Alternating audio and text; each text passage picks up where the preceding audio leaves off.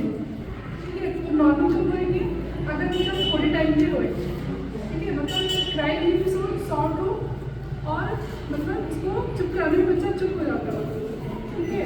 और उसके साथ ही ध्यान रखें कि फीडिंग उसका नॉर्मल हो, ठीक है।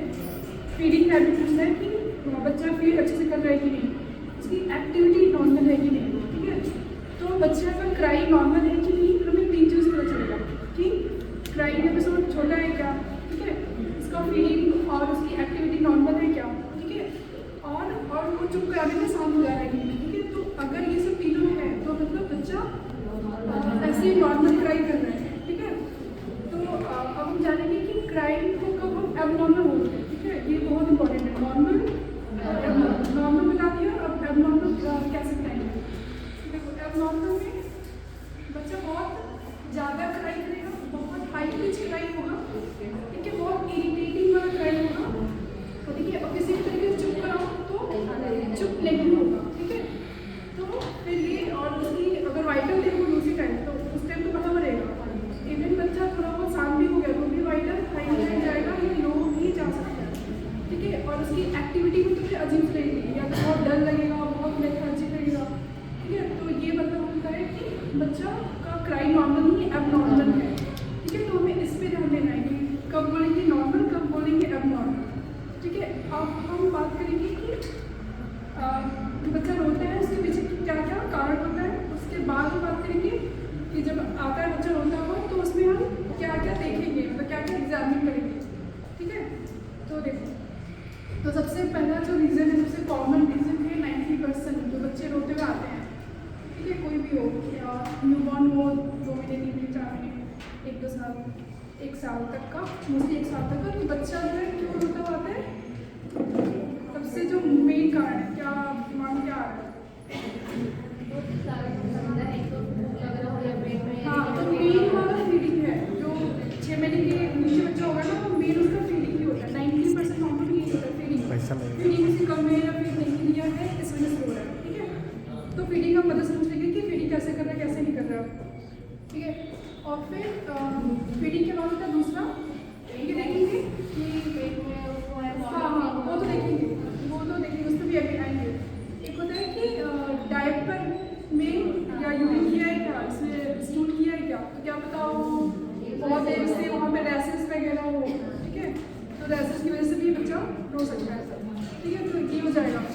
फिर तीसरा है तुम्हारा एब्डोमेन, ठीक है। एब्डोमेन में क्या होता है, पेट में क्या होता है, पेट में बच्चे को दर्द हो सकता है ना, कोलिक बोलते हैं, इन्फेंटाइल कोलिक, तो बच्चे को दर्द हो सकता है, उस वजह से बच्चा दर्द रो सकता है, ठीक है। और एक होता है कि बच्चे को इंटरसेप्शन, वो थोड़ा सा रेयर होता है, लेकिन हम लोग को सोचना है कि ये भी हो सकता है, बच्चा बहुत ज़्यादा रो रहा है, उसके साथ ही जो बच्चा स्टूल कर रहा है उसमें ब्लड आ सकता है, ठीक है। डायरिया होगा और बच्चा रोएगा और उसमें ब्लड आ सकता है, ठीक है। और बच्चा बहुत ज़्यादा पैर उठा के रोएगा, ठीक है। तो फिर इसको बोलते हैं कि इंटरसेप्शन, हम सोचेंगे कि ये भी हो सकता है, ठीक है।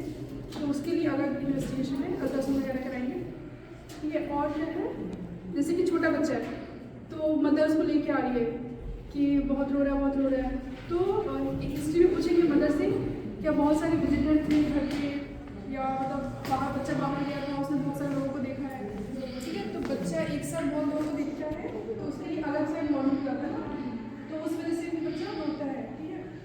और क्या देखेंगे, और एक हो गया कि फीवर है ना, फीवर, कहीं बच्चे को कोई फीवर तो नहीं है, अंदर कुछ फीवर तो नहीं चल रहा, तो टेम्परेचर चेक करेंगे तो पता चलेगा कि कोई फीवर है कि नहीं, ठीक है। और क्या देखेंगे, सोचो। ज़्यादा रोना है तो कन्वर्जन भी तो होता है ना। हाँ, कन्वर्जन हो सकता है, मतलब ज़्यादा रो रहा है तो वो तो भी एग्जामिन पे आएंगे कि उसमें अगर पोस्चर उसका गड़बड़ दिख रहा है, बहुत हाथ पैर टाइट दिख रहा है, तो वो कन्वर्जन भी हो सकता है, ठीक है। और क्या हो सकता है, ईयर पेन हो सकता है, ठीक है। बच्चा ईयरफोन को कैसे बताएगा, टच करेगा, या फिर कभी कभी जो थोड़े बड़े बच्चे वो आप टच करके ही बता सकते हैं, ठीक है। लेकिन छोटे बच्चे जैसे दूध पीते हैं तो ईयर क्या नाम हमारी हॉरिजॉन्टल होती है, वो दूध उधर चला जाता है तो उधर इन्फेक्शन हो जाता है, तो बच्चा ईयर इन्फेक्शन उसमें होगा तो दर्द होगा, ठीक है।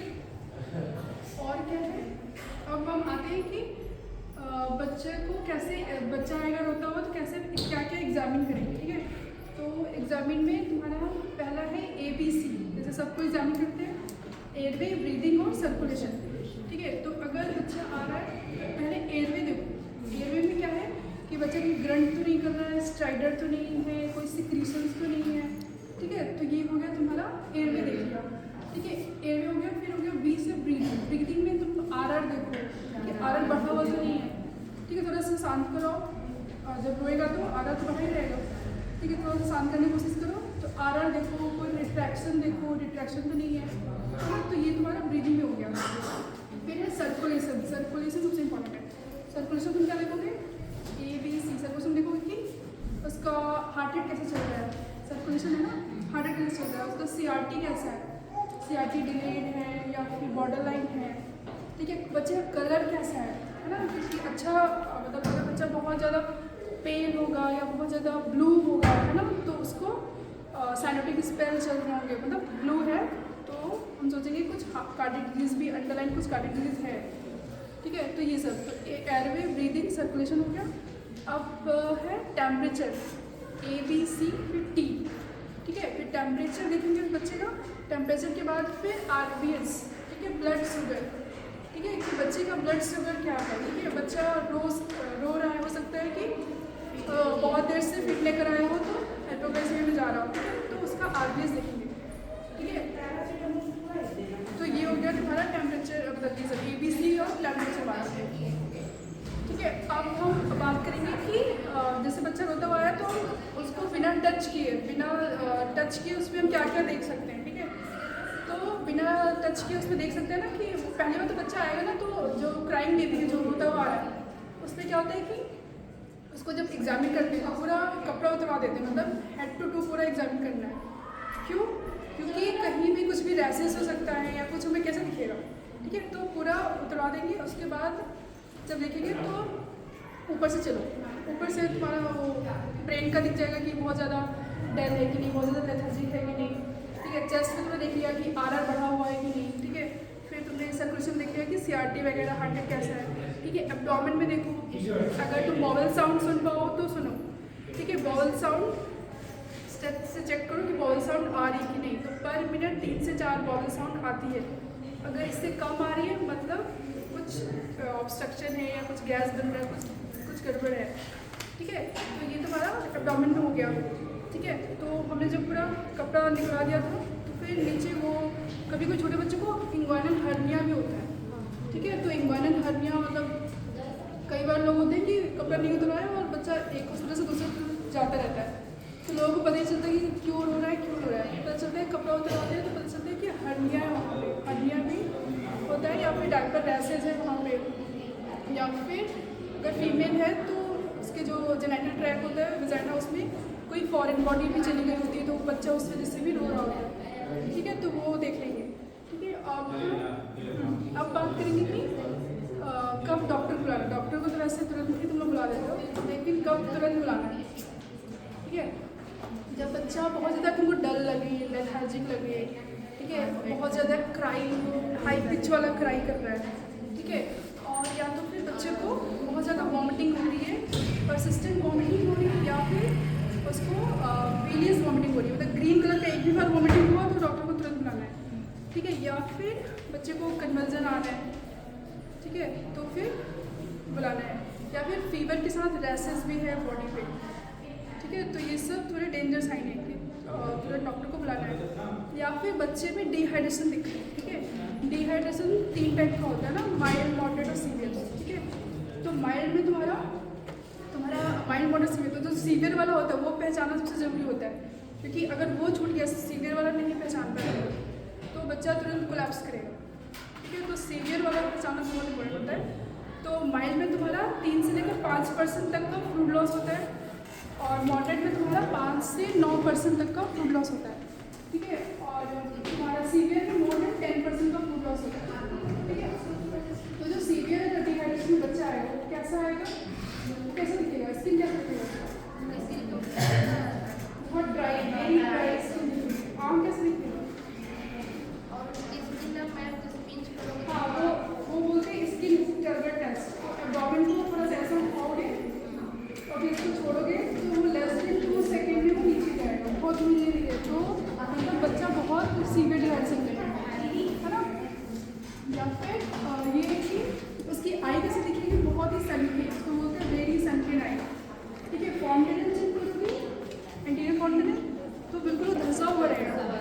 ठीक है, और CRT देखोगे तो CRT डिलेट रहेगी, पेरिफेरी देखोगे तो बिल्कुल कोल्ड रहेगी, ठंडा। पल्सेस देखोगे, चेक करोगे तो बहुत ही वीक आएगी पल्सेस। ठीक है, या फिर नहीं भी आएगी, नहीं भी आएगी, हाँ, क्योंकि ठंडा रहता है ना तो बिल्कुल आएगी नहीं।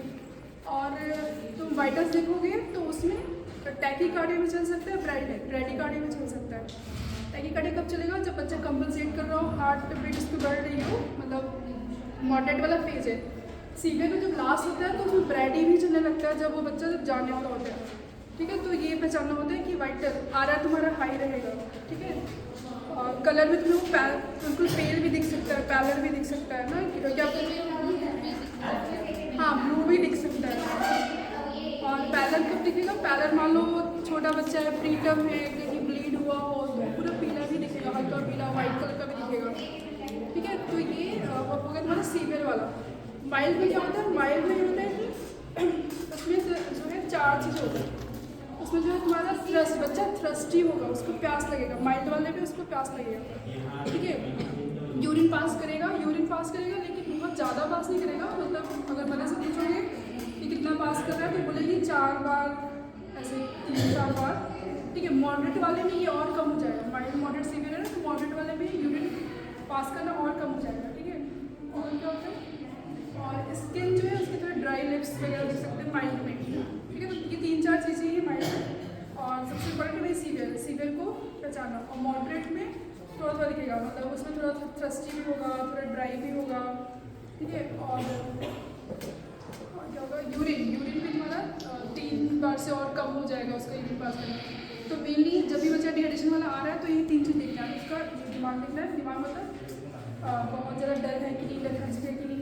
ठीक है, और आई देख लो सनकिन है क्या, और मेनली यूरिन आउटपुट, तुरंत पूछो यूरिन आउटपुट क्या है। यूरिन आउटपुट से ही पता चल जाएगा कि वो माइल्ड में, मॉडरेट में, सीवियर में है। अगर बच्चा यूरिन कर रहा है तो मतलब ठीक है माइल्ड मॉडरेट में है। सीवियर में तो या तो आएगा ही नहीं, या तो अगर आएगा भी तो बहुत ही कंसनट्रेटेड आएगा, बहुत पीला सा और बहुत ही पीला ब्राउन कलर का।